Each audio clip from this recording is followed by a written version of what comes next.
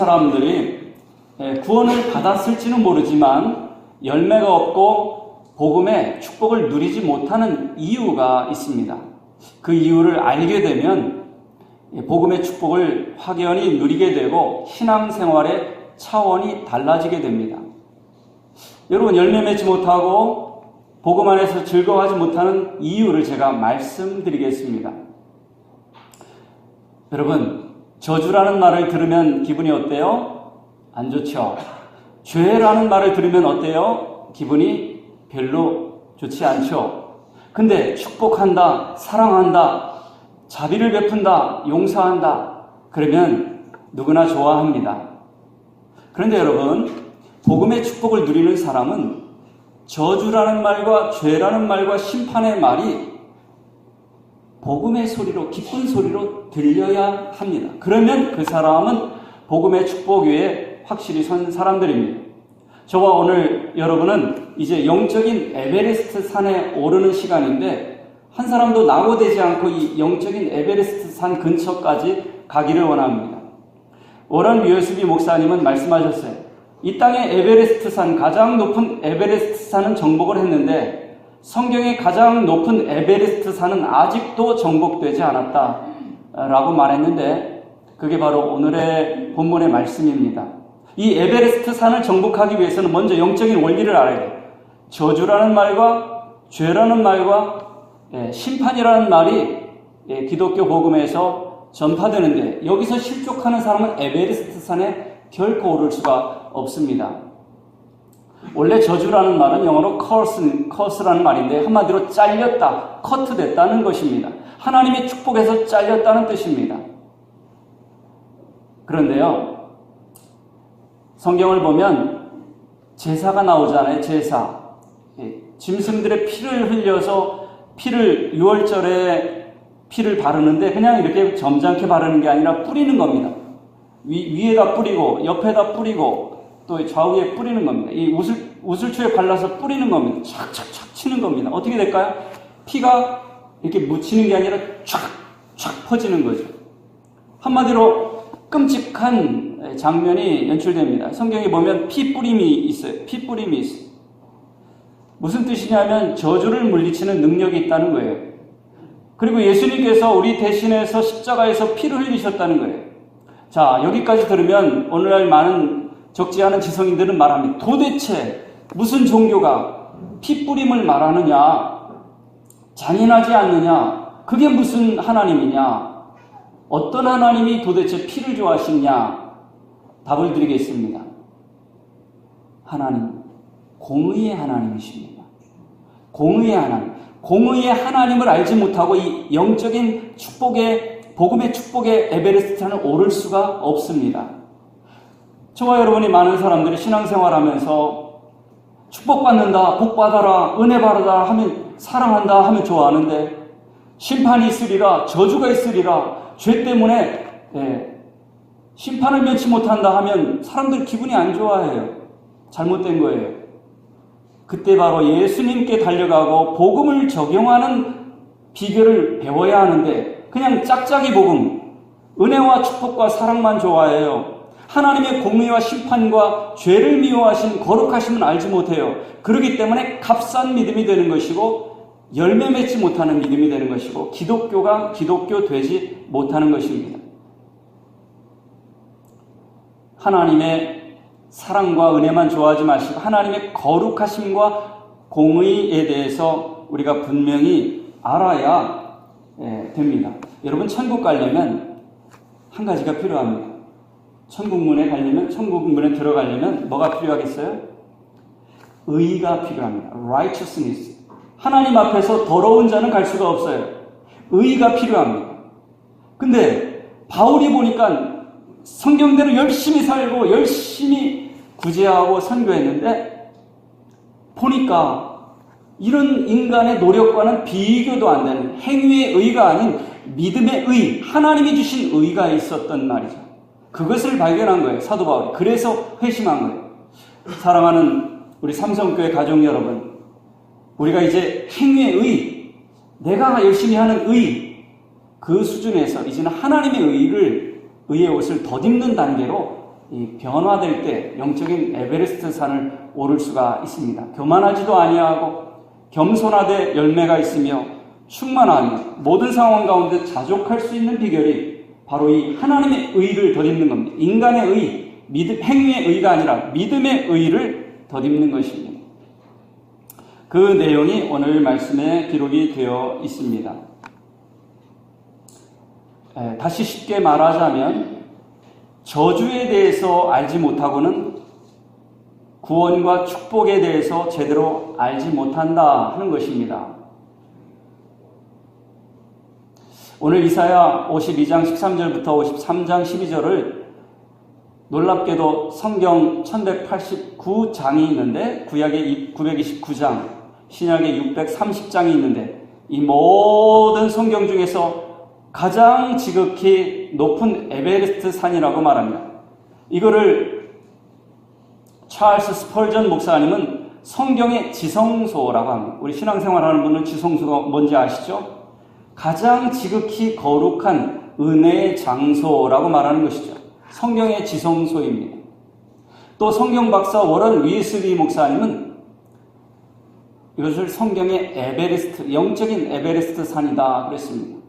마르틴 루터 종교개혁자는 모든 기독교인이라면 이 이사야 52장 12절부터 13절부터 53장을 암송해야 한다 그랬습니다.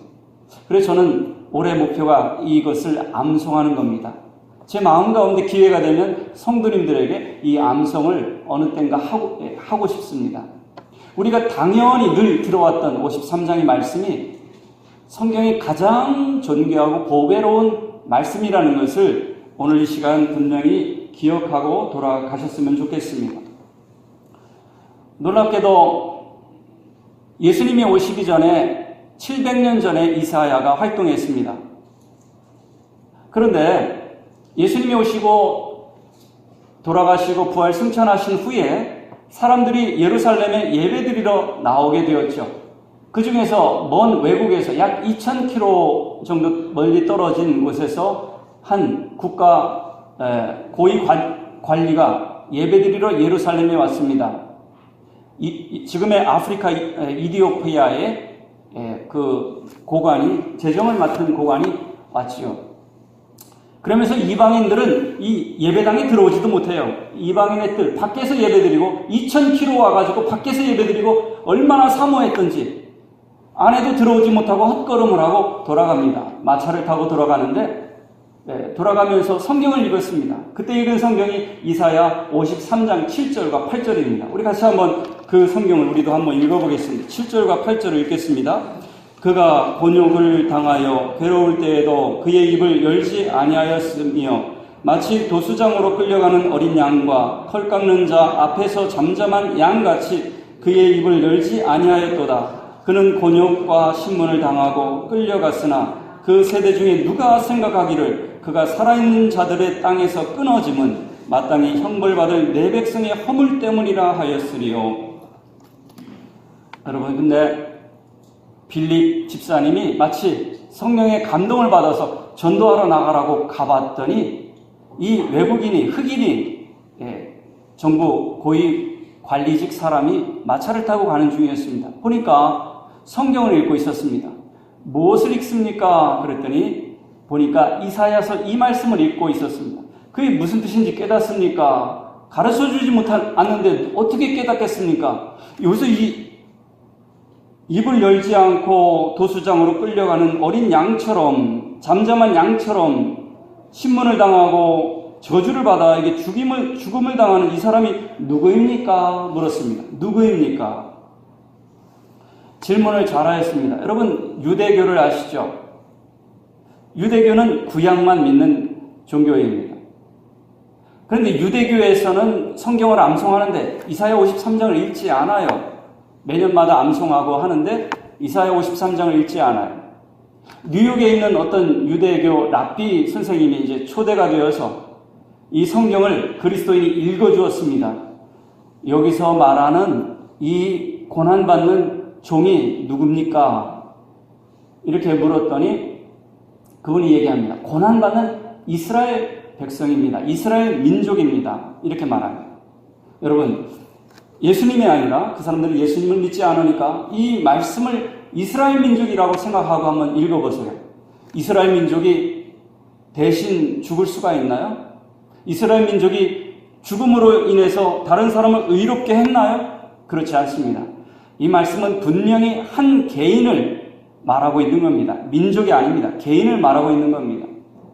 그래서 이 말씀을 유대인들에게 읽히고 설명하면 그들을 예수님을 믿게 하는데 사용되는 본문이 오늘 말씀이 되겠습니다. 이 말씀은 예수님의 생애와 사역과 죽으심과 매장과 부활과 승천 그리고 구원의 결과에 대해서 정확하게 말하고 있는 성경입니다. 예수님 오시기 몇 년 전에요? 700년 전에. 그러면 1절에서 4절은 예수님의 탄생과 생애를 말하고 있고 5절에서 9절은 예수님의 죽으심과 매장을 말하고 있고 10절에서 12절은 예수님의 부활과 구원의 열매를 말하고 있습니다. 1절에서 4절까지 우리 함께 같이 한번 읽어보겠습니다.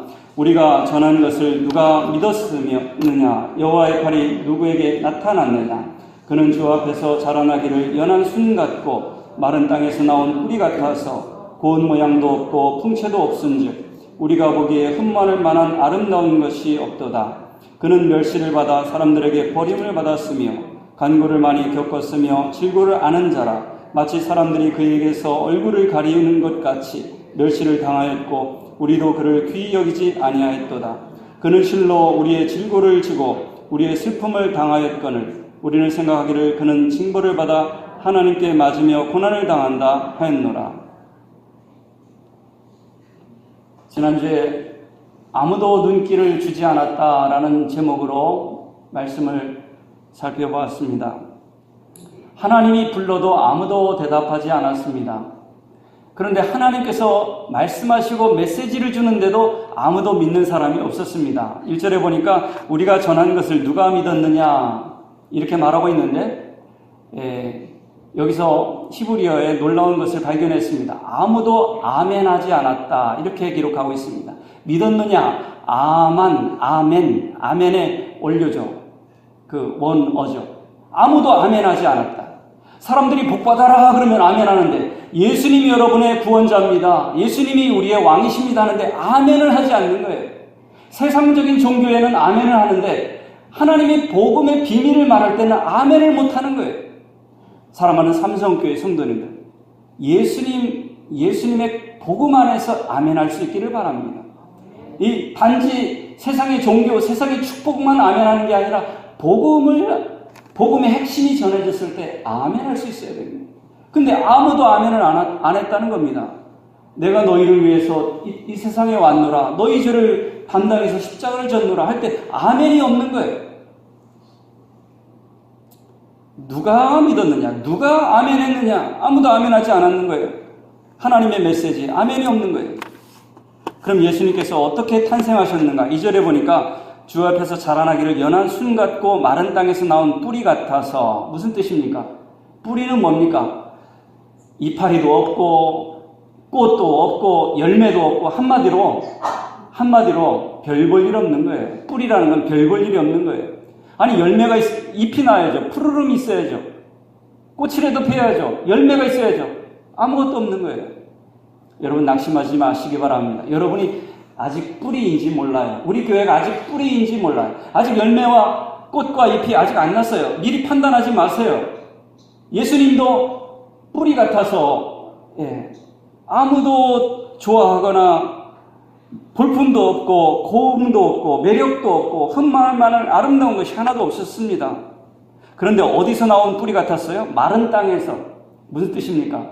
당시의 상황이 정치적으로는 로마 제국의 식민지고 경제적으로는 가난에 찌들었고 또 영적으로는 아주 타락하고 어두웠습니다. 마른 땅입니다. 이 상황이 좋지 않아요.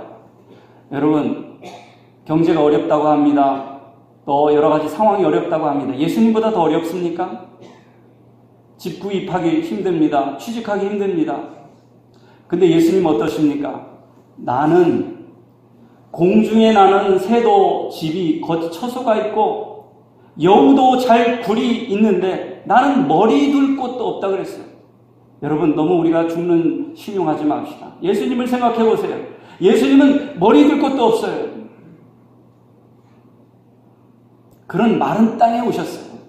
너무 어렵다고 그렇게 우리가 낙심해서는 안 됩니다. 예수님은 더 어려우셨어요. 더 어려우셨어요. 마른 땅에서 나온, 거기서 나온 뿌리 같았습니다. 연한 순 같고 뿌리 같고 볼품도 없고 눈길도 가지 않고 그런 존재로 이 땅에 구원자로 오셨습니다. 3절에는 이 땅에 오셔가지고 환영받았느냐? 그렇지 않았습니다. 멸시받고 천대받고 거절을 받았습니다. 예수님은 간고를 많이 겪었습니다. 간고, 아픔을 많이 겪었습니다. 질고를 아는 자라, 병 걸린 사람의 입장을 잘 압니다. 종합병원 겪어보면 아픈 사람들의 심령을 잘 알죠. 예수님께서는 아픔도 많이 겪으시고 질병도 많이 겪으셔서 질고를 아는 자라. 사람이 병 걸리고 멸시천대 받으면 사람들이 어떻게 합니까? 피하죠. 사람들이 얼굴을 돌리지 않습니다. 얼굴을 가립니다. 쉽게 말하면 왕따가 되는 겁니다. 사람들이 귀하게 여기지 않는다고, 귀하게 여기지 않는 사람들은 이 사람 저 사람도 다 귀하게 여기지 않습니다. 왕따 당한다는 뜻입니다. 마치 사람들이 그에게서 얼굴을 가리는 것 같이 멸시를 당하고 우리도 그를 귀히 여기지 아니하였도다. 왕따가 왜 생깁니까? 사람들이 귀히 여기지 않으면 나도 귀히 여기지 않는 데서 왕따가 생기는 거 아닙니까? 예수님은 왕따로 자라나신 겁니다. 성탄절이 되면 핸델의 메시아를 연주합니다. 한 45분 정도 되는 곡인데요. 핸델은 독일 태생의 영국 사람입니다. 이 핸델이 음악적으로 번성하고 재능이 인정받을 때 많은 질시와 비판을 받았습니다. 그래서 낙심해 있을 때 어느 한 독자가 그에게 편지를 했습니다. 오늘 이사야 53장 3절의 말씀을 인용했습니다. 예수님께서도 멸시와 천대를 받으셨습니다. 그러나 하나님께서 그를 높이 쓰셨으니 낙심하지 마십시오 라는 편지를 쓰고 23일 금식하면서 영감을 얻어서 핸델의 메시아를 작곡한 것입니다. 핸델의 메시아 3부로 되어 있는데 2부 23악장이라고 해야 되나? 23번이 바로 주가 멸시를 받으셨다 하는 이사야 53장 3절이 기록되어 있습니다. 예수님께서 환영받으셨을 것 같지요? 완벽하고 죄가 없으신 분인데 그러나 인간의 수준은 안타깝게도 그분을 알아보지 못하고 멸시하고 눈길도 주지 않고 버리고 거절하고 왕따를 시키고 말았습니다. 이것이 인간의 영적인 수준이요 영적인 상태였던 것입니다. 아무도 그를 귀히 여기지 않았습니다. 그분은 죄 때문에 질고를 진 것이 아니라 우리의 질고를 대신 지시고 우리의 슬픔을 대신 당하신 것인데 아무도 그것을 깨닫는 자가 없었습니다. 5절에서 9절은 예수님의 고난을 말하고 있습니다. 그가 찔림은 우리의 허물 때문이요 그가 상함은 우리의 죄악 때문이라. 그가 징계를 받음으로 우리는 평화를 누리고 그가 채찍에 맞음으로 우리는 나음을 받았도다. 그 성경에서 가장 중요한 단어가 무엇입니까? 20세기에 3명의 대표적인 신학자가 있는데 그 중에 칼 바르트에게 물었습니다.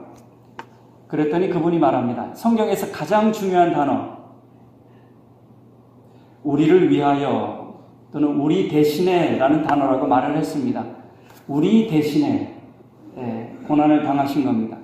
우리 대신에 저주를 받으신 겁니다. 바로 복음의 핵심은 예수님께서 저와 여러분의 모든 저주와 질고를 다 가져가셨다는 것입니다. 이제 여러분은 무시당하거나 또는 질고 때문에 낙심하거나 죽음의 권세 때문에 두려워할 이유가 없다는 것이 복음의 핵심 내용인 것입니다. 우리를 위해서 슬픔을 당하시고 질고를 당하시고 대신 십자가에서 고난을 받으셨습니다. 이것이 성경의 복음의 핵심입니다. 도살장에 끌려가는 양같이 끌려가서 머리를 주먹으로 맞고 뺨을 맞고 수염을 뽑히고 침뱉음을 당하고 멍이 들어서 사람들이 알아볼 수 없게 되었습니다. 멍이 들어서 사람의 형체를 찾아볼 수 없게 되었습니다. 그 정도로 우리 대신에 고난을 받으시고 십자가에서 창에 찔리고 피를 흘리셨습니다. 이게 나와 여러분과 무관한 것이 아니라 우리 대신에 우리에게 평화를 주시고 우리에게 우리를 치료하시고 우리를 구원하기 위한 하나님의 대속의 은혜입니다. 예수님께서 왜 돌아가셨습니까? 여기서 우리는 인간적으로 생각할 때 이기적으로 생각합니다. 우리를 구원하기 위해서. 맞는데요. 예수님이 돌아가신 첫 번째 목적은 우리를 구원하기 위해서 돌아가신 게 아닙니다. 사람들은 너무 자기 생각만 합니다. 왜 돌아가셨는 줄 아세요? 하나님의 거룩하심을 훼손하지 않기 위해서입니다. 하나님의 공의를 만족시키기 위해서입니다. 이 의가 없는 사람은 하나님이 구원할 수가 없는데 그 조건을 만족하기 위해서 예수님께서 돌아가신 겁니다. 하나님의 거룩함을 훼손하지 않기 위해서. 아니, 죄 있는 자를 품어보세요. 그건 안 되는 겁니다. 그건 공의로운 재판이 아닙니다. 우리나라에서 많은 재판이 열리고 있는데 힘 있는 사람은 봐주고 힘 없는 사람은 감옥에 넣는다면 여론이 가만두지 않습니다. 하물며 하나님이 재판하는데 죄인을 품어주면 감당이 안 되는 겁니다. 근데 그 죄는 어떻게 해결돼야 되느냐? 죄는 해결을 해야 되는데 그 아들 예수님께 다 쏟아부으신 것입니다.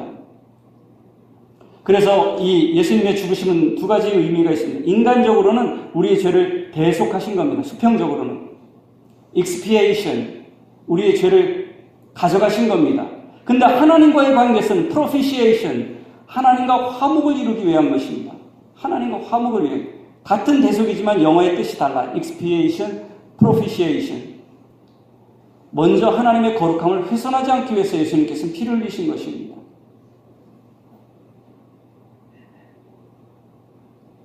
이 대속의 은혜가 바로 저와 여러분을 존귀하게 살라고 말씀하신 것입니다. 예수님께서 오셔서 말씀하십니다. 내가 의인을 부르러 온 게 아니라 죄인을 부르러 왔도다. 여러분, 교회는 죄인임을 고백하는 사람들의 모임입니다. 죄인이 공동체는 문제가 많은 게 사실입니다. 그러나 그 문제 가운데 말씀과 성도의 교제를 통해서 연단하고 훈련하는 과정 가운데 있기 때문에 우리가 이 훈련을 기꺼이 감당하는 것입니다. 복음이란 뭐냐? 의롭지 않은 사람을 의롭다 하는 것입니다. 복음이란 경건하지 않은 사람을 경건하다고 선언해 주시는 겁니다. 그래서 예수님이 나의 의로움이 되시고 나의 거룩함이 되시고 나의 지혜가 되시고 예수님만이 나의 자랑이 되는 것이 복음인 것입니다. 여기에 아멘할 수 있는 사람, 누가 아멘하느냐? 아무도 아멘 안 한다. 이런 사람 되지 마시고 예수님이 나의 의로움이십니다. 아멘하시기 바랍니다. 예수님이 나의 거룩하심입니다. 아멘. 예수님이 나의 지혜가 되십니다. 아멘. 영생은요, 하나님을 알고 예수 그리스도를 아는 겁니다. 예수님이 나의 거룩함이라는 걸 아는 겁니다. 예수님이 나의 저주를 다 가져가신 걸 알고 믿는 겁니다. 그게 영생입니다. 여러분, 엉뚱한데 아멘하지 마시고 예수님 복음 안에서 아멘할 수 있는 실력 있는 그리스도인이 될 때 우리가 복음의 축복을 누리게 되고 존귀한 인생을 살아가게 되는 것입니다. 구원은 공짜입니다. 은혜는 공짜입니다. 그런데 하나님 편에서 우리한테 공짜지만 하나님 편에서는 어때요? 무한대의 희생을 치르셨습니다. 독생자 예수님을 아낌없이 주신 것입니다. 이걸 꼭 기억하세요. 우리는 공짜이지만 하나님은 그것을 치르느라 자신의 전부를 내어주신 것입니다.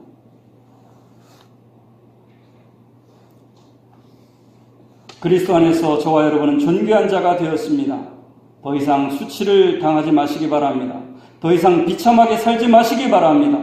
여러분은 존귀합니다. 존귀한 인생을 만들어가는 한 해가 되시기를 바랍니다. 땅에 떨어진 것을 먹지 말고 하늘 양식을 먹고 사시기 바랍니다. 기도하겠습니다. 하나님 아버지, 우리가 신앙생활 하는데 이 영적인 에베레스트 산을 오르고자 하는 열망이 있게 하시고 그 산에 오르는 기쁨과 능력을 가진 삼성교회와 성도님들 되게 하여 주옵소서. 복음이 선포될 때 복음 안에서 아멘할 수 있는 실력을 갖추게 하여 주옵소서. 2019년도 한 해가 열렸습니다. 모든 상황 가운데 넉넉히 이기는 주의 백성 되기를 축복하오며 예수님의 이름으로 기도드리옵나이다. 아멘.